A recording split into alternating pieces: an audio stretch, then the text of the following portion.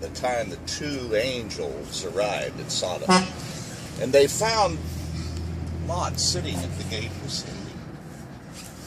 When he saw them, he said, "Oh, my lords," and he fell down and he bowed himself to the ground, and he said, "I am so honored to have you in our city. You have to come to our house. You have to eat. I want to prepare a meal for you and a place for you to stay, because I know that tomorrow you're going to be on your way, and I'll wake you up early and you can go on your way tomorrow." The angel said, "No, thanks, but we're just going to stay in the town square." No, you have to come to my, come on, right now, you have to come to my house. And he led them to his house, and he helped his wife, and they set up a nice meal for the two angels that had come. And they were just enjoying the evening. Came time for bed, and as they were preparing to go to bed, there began a noise outside. And it was the sound of men. And from all over the city, they were gathered around Lot's house, and they began to shout, and they began to pound on the doors and the windows, and they said, Lot, send those two men out that you have at your house. Send them out here. We're going to have sex with them." Lot said, "Excuse me." And he opened the door and he slipped outside, and he said to these men that had come from all over the city, old and young alike, he said to them, he said, "Oh, my brothers," he said, "don't do this wicked thing. These are my guests. They're at my house. Don't do this. I have two virgin daughters. Why don't you just take them? Do whatever you want to with them. But don't do this." They looked at Lot and they said, "Who are you? Who are you to judge us? You're not even one of us. Get out of the way." Lot was pushed aside. They began to knock and tear down the door.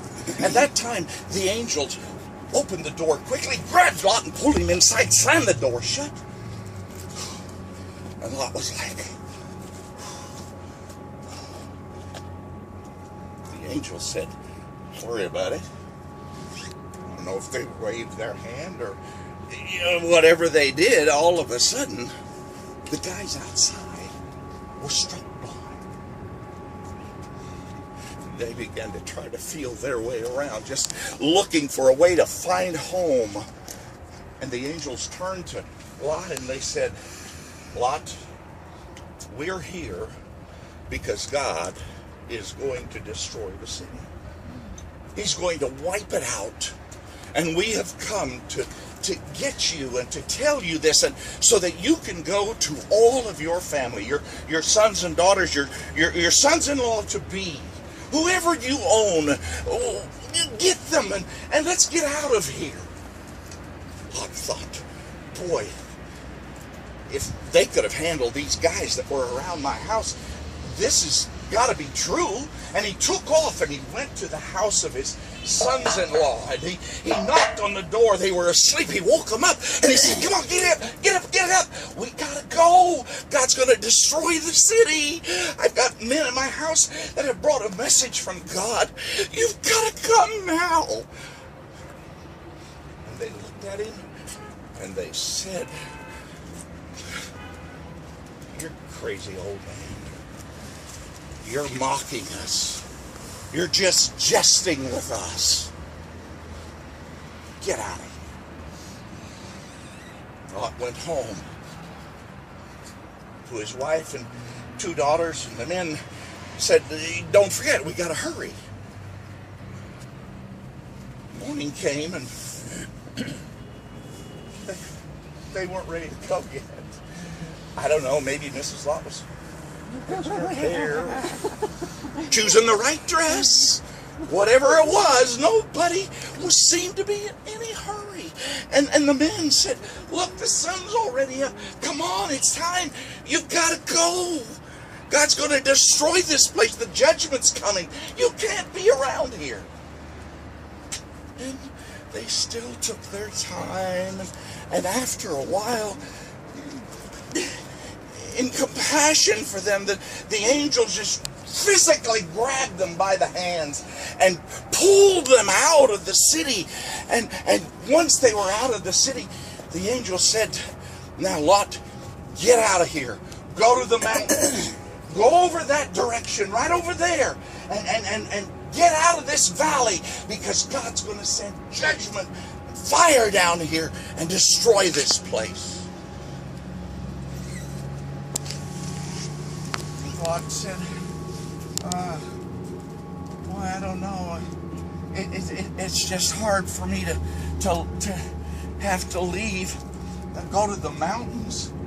And they said, just hurry, get out to go. You got to leave now. If you don't leave, judgment's going to come upon you. You've got to go. And when you go running, hurry. Don't look back. Get out of here.